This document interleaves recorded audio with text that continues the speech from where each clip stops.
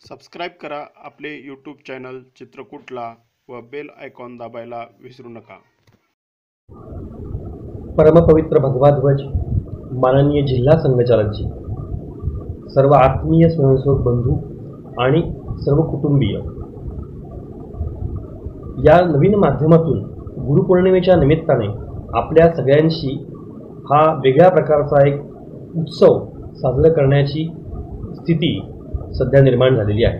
आपण आपल्या घरी बसून गुरुपूजनाच्या उत्सवाचं बौद्धिक हे या नवीन तंत्रज्ञानाच्या माध्यमातून या निमित्ताने ऐकू शकत आहोत। संघाचं काम हे सदैव सतत प्रवाही आहे। चरई वेती यही तो मंत्र है अपना। त्याप्रमाणे आपल्या कामामध्ये सतत चालणे हा आपला मंत्र आपण या कठीण काळात देखील विसरलो नाही। त्याच्यामुळेच या नवीन माध्यमाचा उपयोग करून आपण आपल्या सर्व कार्यक्रमांची प्रत्येकाशी संवाद साधण्याची ही तंत्र या निमित्ताने आपण अवगत करून घेतलेला आहे। गुरुपौर्णिमा उत्सव हा एकूणच भारतीय परंपरेमधला एक अत्यंत महत्त्वाचा उत्सव आहे। आपण सगळेजण राष्ट्रीय स्वयंसेवक संघाचे स्वयंसेवक आहोत। हा एक विचार घेऊन या भारताला परमवैभवाला नेण्यासाठी आपण सगळे कटिबद्ध झाले आहोत आणि असा मोठा विचार करून संघाची स्थापना जेव्हा झाली तर त्यावेळेलाच की कुठला व्यक्ती हा गुरु नसावा असा एक प्रवाह सगळ्यांच्या मनामध्ये निर्माण झाला आणि सर्वांच्या मनाने असा विचार केला की आपण भगव्या ध्वजाला गुरुस्थानी मानले पाहिजे।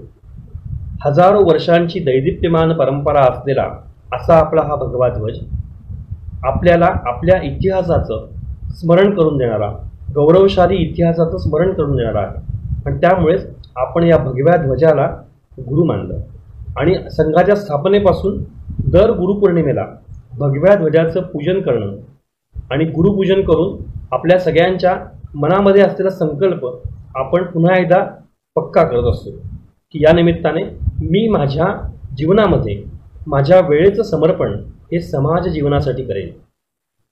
आणि संघाचं काम हे मुळामध्ये आपण सगळेजण बघतो की समाजाला बांधण्याचं काम आहे, सर्व समाजाला संघटित करण्याचं काम आहे।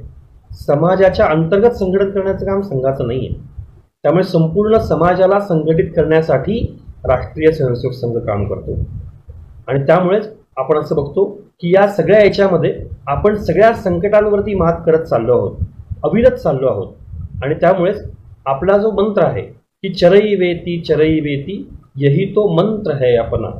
त्यामुळे सतत चालणे, कठीण प्रसंगात देखील चालणे असं संघ म्हणून आपण नित्य करत असतो। त्याचाच परिणाम म्हणून अशा या कठीण प्रसंगात देखील की ज्यावेळेला सारं जग थांबलं आहे त्यावेळेला देखील संघाचा स्वयंसेवक असो का भारतामधला कुठलाही नागरिक असो हा या सगळ्या याच्यावरती पूर्ण उरला आहे। संपूर्ण जग हे एका अर्थाने स्तब्ध झालंय, परंतु भारत मात्र या सगळ्या याच्यातून बाहेर पडण्यासाठी कसोशीने प्रयत्न करतो आहे। याचं एक वैशिष्ट्य, याचा एक धागा, याचं एक सूत्र हे या गुरुपौर्णिमेमध्ये आहे। जगाच्या पाठीवरती कुठल्याही देशामध्ये अशा प्रकारची परंपरा नाही। गुरुशिष्य ही परंपरा केवळ आणि केवळ आपल्या भारतभूमीमध्ये आहे। ही एक परंपरा एक समाज जीवन घडवणारी परंपरा आहे आणि त्याच्यामुळे या गुरुपौर्णिमेचं महत्त्व हे भारतामध्ये सर्वात जास्त आहे आणि आपण बघतो की भारत पुन्हा पुन्हा उभा राहतो, पुन्हा पुन्हा आलेल्या संकटाचा सामना करत भारत पुन्हा उभा राहतो। तर याच्यामध्ये या गुरुशिष्य परंपरेचा खूप मोठा वाटा आहे हे आपल्या सगळ्यांच्या लक्षात येईल। त्यामुळे आपली हजारो वर्षांची जी परंपरा आहे त्या हजारो वर्षांच्या परंपरेला अनुसरूनच संघाचं काम हे आपल्या सगळ्यांच्या मनामध्ये असतं, त्या पद्धतीनेच ते काम सुरू असतं। त्यामुळे एका पद्यामध्ये म्हणलेलं आहे की ही काही आत्ताची संघाची काही ही नवीन नाही, तंत्र नवीन जरी असलं तरी सुद्धा ही चिरपुरातन साधना आहे।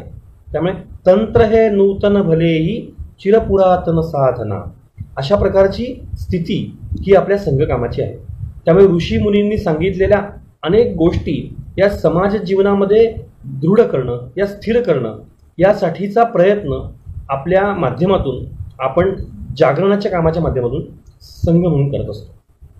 त्यामुळे आपण सगळेजण पाहतो की अशा विविध स्थितीत देखील अशा प्रकारचं एक कटिबद्धता, अशा प्रकारचा एक समाजावरती करण्याचा भाव असा स्वाभाविकपणाने निर्माण होण्याचं कारण आपण जर बघितलं तर ही आपली रोज भेटण्याची ताकद जी आहे, रोज भेटण्याची शक्ती जी आहे, ती शक्ती ही आपल्या सगळ्यांना प्रेरणा देणारी आहे. आणि या कठीण काळात आपलं रोज भेटणं बंद झालं, परंतु या माध्यमाचा लगेच स्वीकार करून सगळ्यांनी आपल्यामधला संवाद हा सतत जिवंत ठेवला. या माध्यमाचा उपयोग करून संघाच्या कार्यकर्त्यांनी देखील आपल्या बैठका, आपले कार्यक्रम हे या माध्यमातून, शाखा, या सगळ्या या नवीन माध्यमाच्या संपर्काने आपला हा धागा बळकट ठेवण्याचं, संवादाचा धागा बळकट ठेवण्याचं काम हे या कठीण काळात देखील केलेलं आहे. त्याच्यामुळेच आपण जे म्हणतो की संघाचा स्वयंसेवक हा स्वयंप्रेरणेने काम करणार आहे. त्यामुळे एका पद्यामध्ये म्हटलेलं आहे की भगव्या झेंड्या पुढे नमुनी समाजसेवी स्वयंप्रेरणा. त्यामुळे अशी समाजसेवी स्वयंप्रेरणा आपल्याला भगव्या झेंड्या पुढे नमन करून मिळावी, अशा प्रकारची कार्यपद्धती संघामध्ये विकसित झाली आहे. आणि म्हणून हा भगवा ध्वज हा आपल्या गुरुस्थानी का आहे, तर याचं स्मरण करण्यासाठीचा, याचा विचार करण्यासाठीचा ही एक संधी आहे. गुरुपौर्णिमा म्हणजे आपण आपल्या गुरुप्रती समर्पित भावनेने काही ना काहीतरी संकल्प करण्याचा विचार करावा, काही ना काहीतरी दिशा देण्याचा प्रयत्न करावा, स्वतःला दिशा देण्याचा प्रयत्न करावा. त्यामुळे एका शिष्याने गुरूंना विचारलं की गुरु, या सगळ्या याच्यामध्ये गुरु आणि शिष्य याच्यामध्ये नेमकं काय, त्याची आवश्यकता काय. तर गुरुजींनी फार चांगलं उत्तर दिलं. त्या ऋषींनी असं म्हटलं की ज्याच्या जीवनामध्ये गुरु नाही आहे तो म्हणतो की जीवन एक संघर्ष आहे, आणि हा संघर्ष जो आहे तो संघर्ष त्याला संघर्ष वाटत असतो. ज्याला गुरु मिळाला तो म्हणतो की जीवन हा एक खेळ आहे, जीवन हा एक, या सगळ्या याच्यामध्ये आपल्याला काम करायचं आहे. आणि ज्याला, जो गुरुच्या मार्गदर्शनाप्रमाणे काम करतो, जो गुरुचा विचार घेऊन काम करतो, गुरुने सांगितलेल्या दिशेने काम करतो, तो हा या जीवनाला उत्सव समजतो. त्यामुळे अशा प्रकारे गुरुचं महत्त्व हे जीवनामध्ये आहे की गुरु केवळ जर नसेल तर अशा पद्धतीने एक संघर्षमय जीवन आपण अनुभवू शकतो. गुरु असेल आणि त्याप्रमाणे आपण त्याचा विचार करून काय करत असू तर आपण काही ना काहीतरी जीवनाचा अर्थ आपल्याला समजला आहे असं होईल. परंतु गुरुने दिलेल्या मार्गावरती मार्गक्रमण करणे हा एक उत्सव होऊ शकतो. अशा प्रकारची स्थिती गुरुची ही आपल्या जीवनामध्ये आहे. त्यामुळे आपण संघामध्ये बघतो की आपण कोणी एक निर्णय करत नाही, तर अनेक मंडळी एकत्र येतात, विचार करतात, आणि त्या विचारातून काही ना काहीतरी विकसित होत जातं. ही आपली कार्यपद्धती आहे. तर एकत्र येण्याने, विचार करण्याने आपल्या सगळ्यांच्या एकमेकांच्या मनातल्या भावना समजतात. एकमेकांना आपल्याला जे काही विचार करायचा आहे तो सर्वंकष विचार करण्याची सवय लागते. आणि असा सगळ्यांनी मिळून केलेला विचार, सगळ्यांनी त्याच्यातल्या कमी जास्त गोष्टींचा केलेला विचार, अशा सगळ्या याच्यातून निर्णय होत असतो. आणि त्याच्यामुळे आपण जर विचार केला तर सगळ्यांनी मिळून केलेला विचार हा कधीही चुकीचा होऊ शकत नाही. हा कदाचित समजा हा थोडासा जरा अवघड असेल, कदाचित त्याची गती कमी असेल, परंतु हा विचार, हा संकल्प हा सगळ्यांना दिशा देणारा ठरतो. आणि हेच आपल्या भारतीय परंपरेचं सूत्र आहे. त्याच्यामुळे आपण जर बघितलं तर गुरु शिष्य संवाद, त्यामुळे अशा पद्धतीने गुरु आणि शिष्यांमधला संवाद याची अनेक शेकडो उदाहरणं आपल्या समाज जीवनामध्ये आढळतील. आणि अशा अनेक बोधकथा आपल्याला ऐकायला मिळतील. आणि त्याच्यातूनच आपला समाज हा घडत गेलेला आहे. त्याच्यामुळे आपण आपल्या इतर जगातल्या देशांपेक्षा भारतीय समाज हा त्यामुळेच या सर्व माध्यमातून एका विकसित स्थितीमध्ये पोहोचलेला आहे. त्याच्यावरती अनेक आक्रमणं आली, गुलामगिरी आली, हा समाज पिचला, परंतु त्यातून पुन्हा उभं राहण्याचं जे सामर्थ्य आहे ते याच विचाराने भारताला दिले. म्हणजे आपण बघतो की स्वामी विवेकानंद ज्यावेळेला शिकागोमध्ये गेले, भाषण करायला गेले, तर त्यावेळेला अशी स्थिती होती की भारतामधल्या कुठल्याही व्यक्तीला तिथे हॉटेलमध्ये राहण्याची परवानगी नव्हती, किंवा भारतामधल्या कुठल्याही व्यक्तीला तिथे हॉटेलमध्ये एंट्री मिळत नव्हती. आणि अशा वेळेला स्वामी विवेकानंद अमेरिकेमध्ये गेले आणि शिकागोमध्ये भाषण करताना त्यांनी साऱ्या जगाची मनं जिंकली. आणि तिथे असं लिहिलं होतं की हिंदू धर्म हा मृतप्राय झालेला आहे, आणि हिंदू धर्म हा मृतप्राय अशा धर्माचे हे महत्त्व सांगणार आहे. आणि त्यावेळेला एक सळसळतं चैतन्य साऱ्या जगाने अनुभवलं आणि लक्षात आलं की हिंदू धर्म हा कितीही जरी असं वाटलं की अरे हा आता संपला अशी स्थिती असताना सुद्धा पुन्हा एकदा या हिंदू धर्माच्या चिंतनाने एक मोठी झेप विश्वाच्या पातळीवरती घेतली. आणि त्यामुळे आपण असं अनुभवू शकतो की स्वामी विवेकानंद हे अशा प्रकारे एक चांगल्या पद्धतीने एका सगळ्यांना समजेल अशा स्थितीमध्ये हिंदू धर्माचं महत्त्व त्यांनी जागतिक व्यासपीठावर सांगितलं. त्या स्वामी विवेकानंदांच्या जीवनामधला जो त्यांच्या गुरूंची भेट झाली हा जो प्रसंग आहे की सर्वप्रथम त्यांनी रामकृष्ण परमहंसांना बघितलं, तर त्यावेळेला रामकृष्ण परमहंसांच्या मनामध्ये या छोट्या नरेंद्राच्या भेटीची उत्सुकता ही निर्माण झाली की तू काली मठामध्ये ये, तू माझ्या मठामध्ये ये, माझ्याशी बोल, माझ्याशी संवाद साध, असा आग्रह प्रत्यक्ष रामकृष्ण परमहंसांनी धरला. आणि स्वामी विवेकानंदांना देखील त्यांना भेटल्यानंतर असं वाटलं की आपण यांना भेटायला गेलं पाहिजे. पण त्यांच्यामुळे स्वामी विवेकानंदांच्या मनामध्ये किंवा त्या छोट्या नरेंद्राच्या मनामध्ये जे काही प्रश्न होते की तुम्ही प्रत्यक्ष भगवान बघितला आहे का, प्रत्यक्ष ईश्वराचं दर्शन तुम्हाला झालंय का, तर अशा प्रकारची चर्चा करण्यासाठी स्वामी विवेकानंदांचं मन हे रामकृष्ण परमहंसांकडे ओढलं गेलं.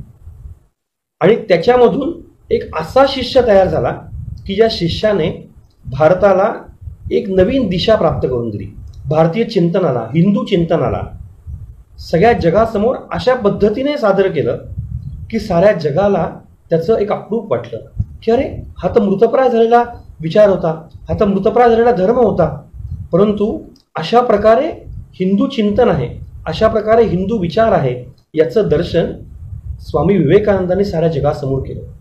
आपण जर मागे जाऊन बघितलं तर रामकृष्ण परमहंसांनी स्वामी विवेकानंदांच्या बरोबर जो सहज संवाद साधला आहे, त्यांच्या भेटीची जी ओढ निर्माण झाली, ती पहिली भेटीची ओढ ते स्वामी विवेकानंद तयार होणं, याच्यामध्ये खूप साऱ्या गोष्टींची जडणघडण ही स्वामी विवेकानंदांची रामकृष्ण परमहंसांकडून झाली. स्वयंसेवक बंधूंनो, गुरु शिष्याचं हे नातं अशा प्रकारे शिष्याला घडवणार आहे.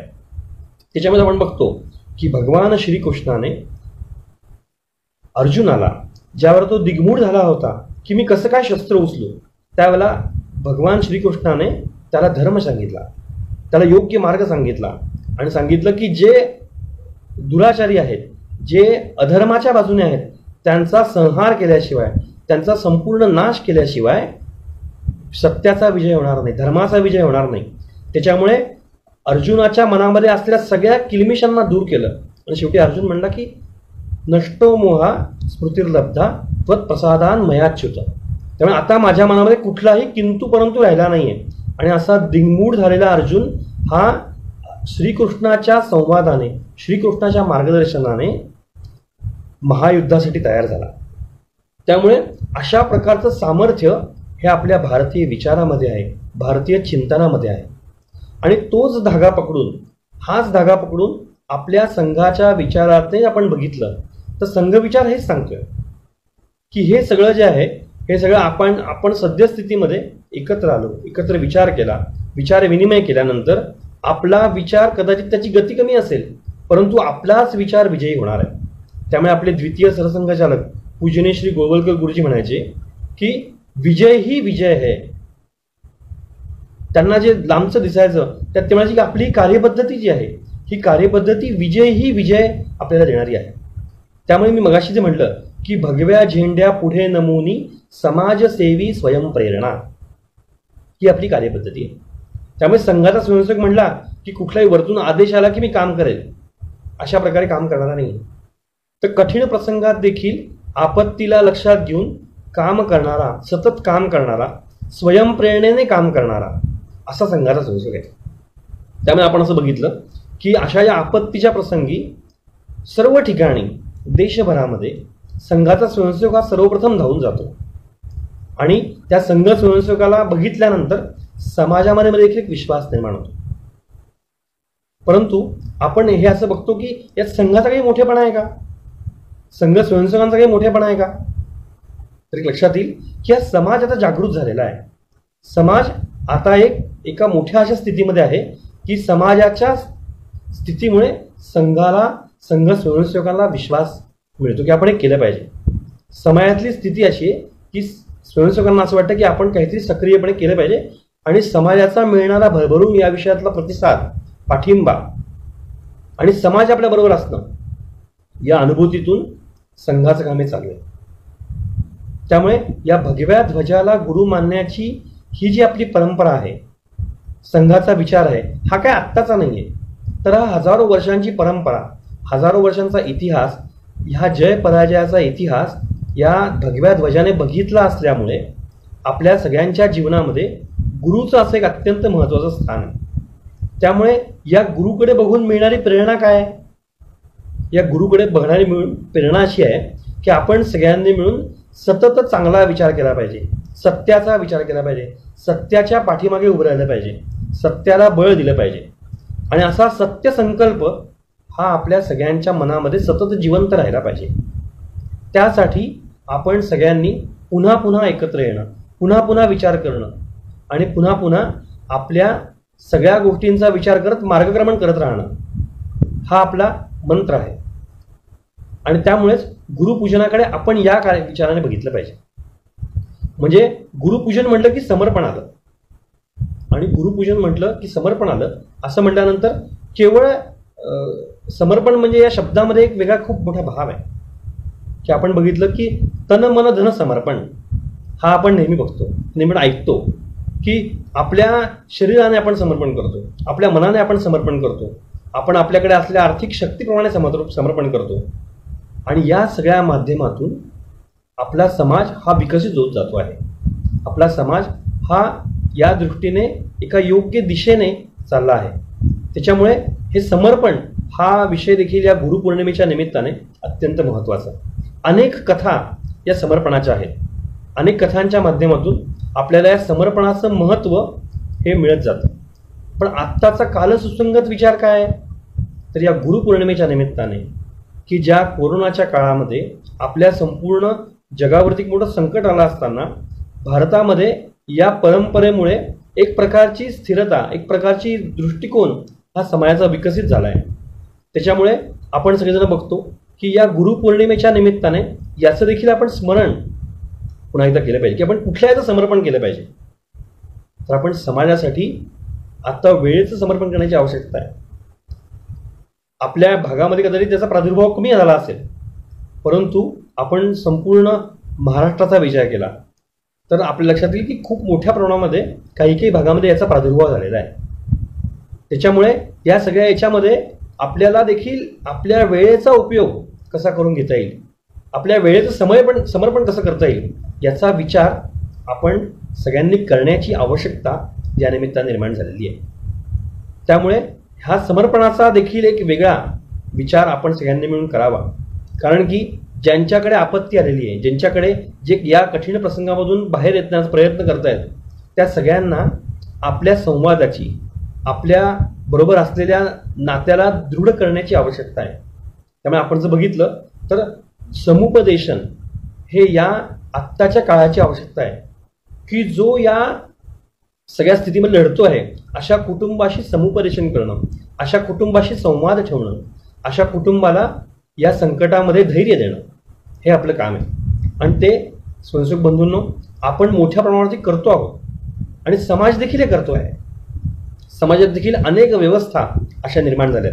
त्यामुळेच की काय की परप्रांतीय ज्या वेळेला आपल्या घरी जायला निघाले तर त्यावेळेला असं लक्षात आलं अशा अनेक घटना घडल्या की त्या घटनांमध्ये आपल्या लक्षात येईल की परप्रांतीय बांधव जेव्हा घरी जात होता तेव्हा तो रस्त्याने कुठे भुकेला राहिला नाही, कुठे पाण्याने तहानलेला राहिला नाही.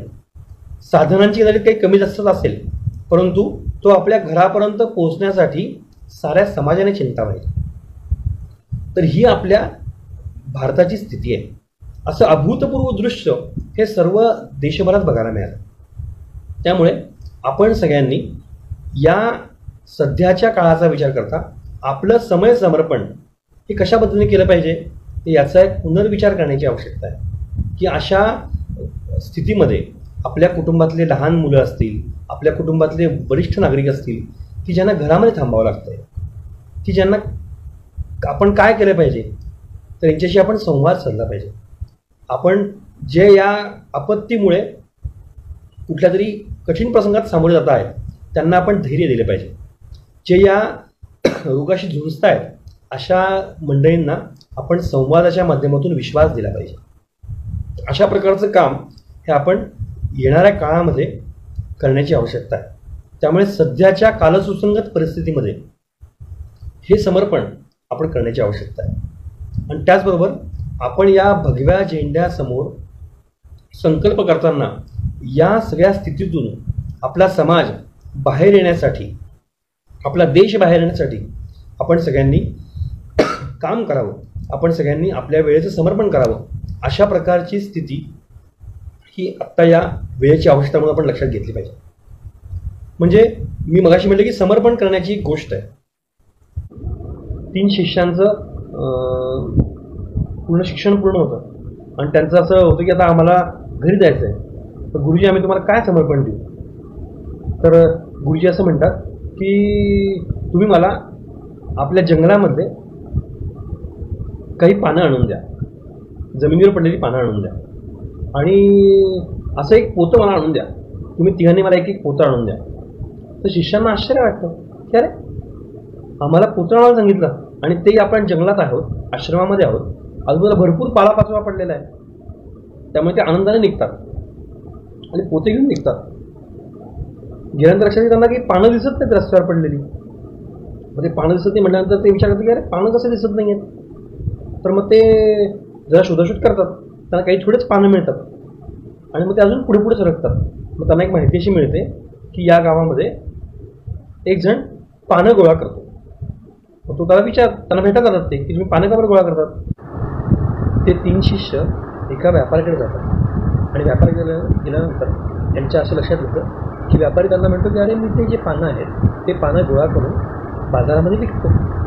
त्याच्यामुळे माझ्याकडे आत्ता कुठल्या प्रकारची पानं नाही आहेत. हे ऐकल्यानंतर ते 3 शिष्य खूप निराश होतात. त्यांना बघितल्यानंतर मग व्यापारी असं म्हणतो की आमच्या गावामध्ये एक वृद्ध महिला आहे, एक वृद्ध माता आहे की जी या पानांचा गोळा करण्याचा उद्योग करत असते.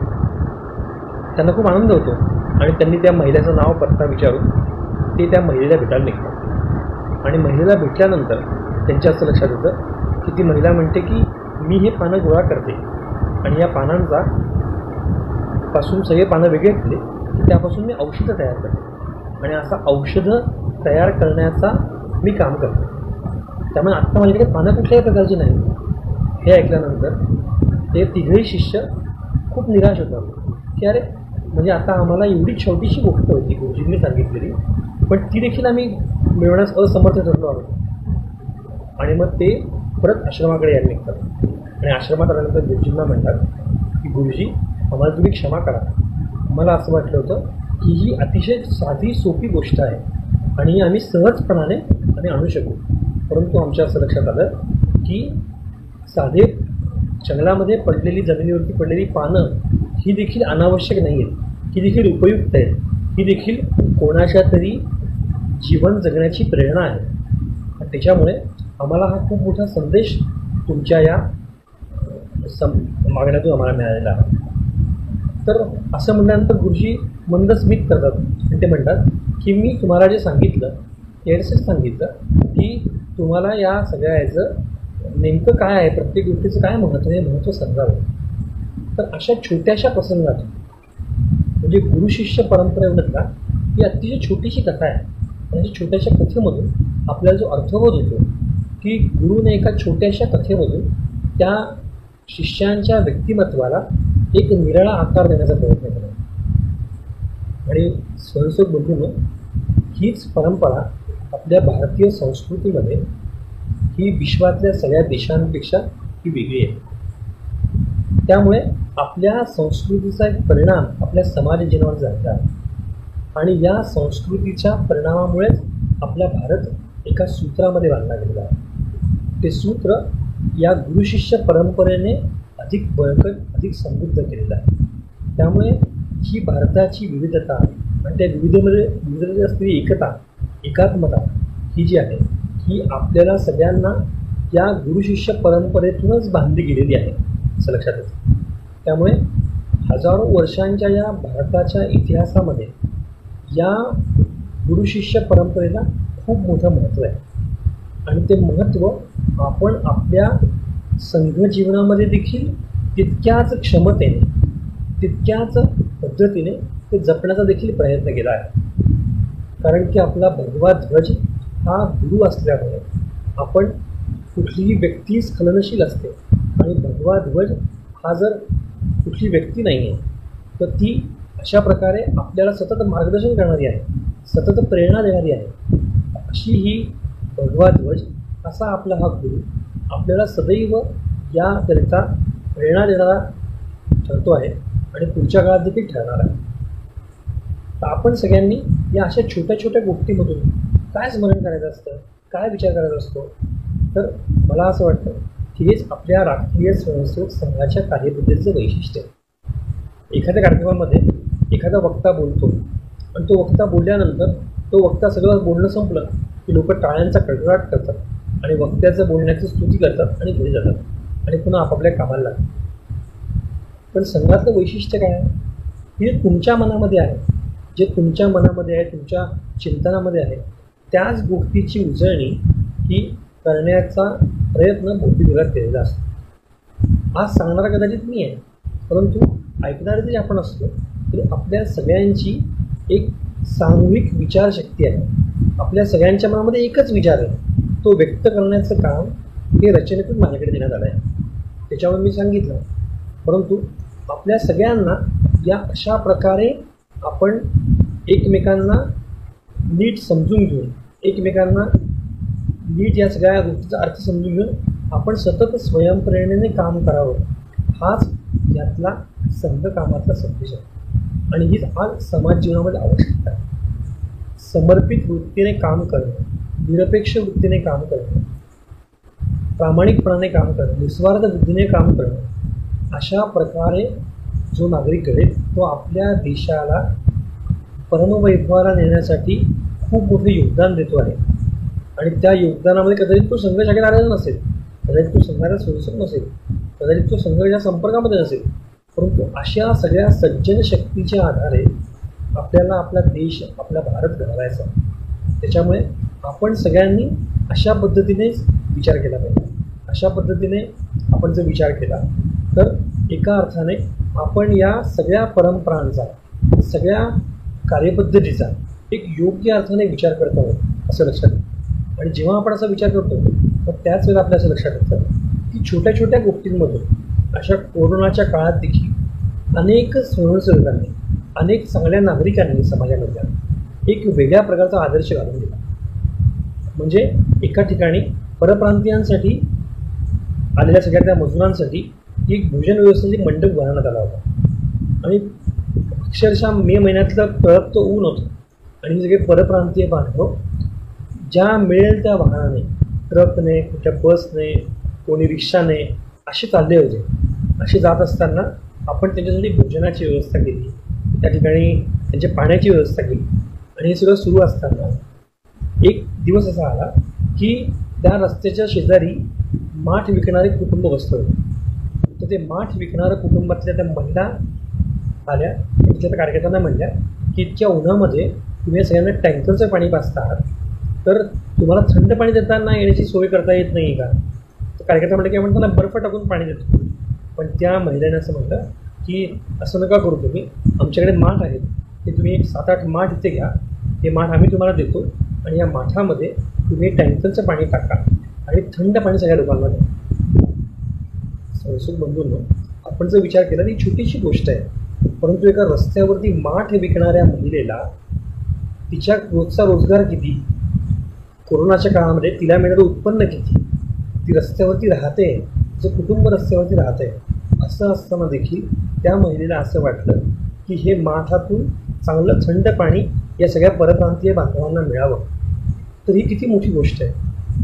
तर हा आपला समाज आहे, हे आपण समाजातून आपल्याला शिकायला मिळतं.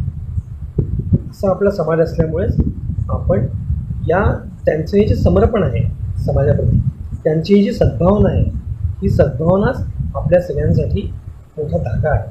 आणि आपण हा विचार करून या गुरुपौर्णिमेकडे अशा निमित्ताने बघितलं पाहिजे की असा हा समर्पण भाव समाज जीवनामध्ये वृद्धिंगत व्हावा, सतत वाढत राहावा, यासाठी काम करणारे आपण वाहक आहोत, त्यासाठी काम करणारे आपण माध्यम आहोत आणि आपल्या सगळ्यांच्या माध्यमातून ही समाजातली सज्जन शक्ती संघटित होऊन भारत मोठा देश व्हावा, विश्वगुरू व्हावा, परमवैभवाला जावा, अशा प्रकारची स्थिती येण्यासाठी आपण निमित्त मात्र ठरावं. अशा प्रकारचा विचार आपण सगळ्यांनी मनात ठेवावा. अशा प्रकारचा दिशा आपण सगळ्यांनी जर डोळ्यासमोर ठेवली तर मला असं वाटतं की या गुरुपौर्णिमेच्या निमित्ताने हा एक योग्य संदेश, हा एक योग्य विचार आपल्या मनामध्ये ठेवून आपण पुढे जाऊ आणि हा संकल्प आपण पूर्ण करू, हा विचार आपण मनात ठेवू असं मला वाटतं. धन्यवाद.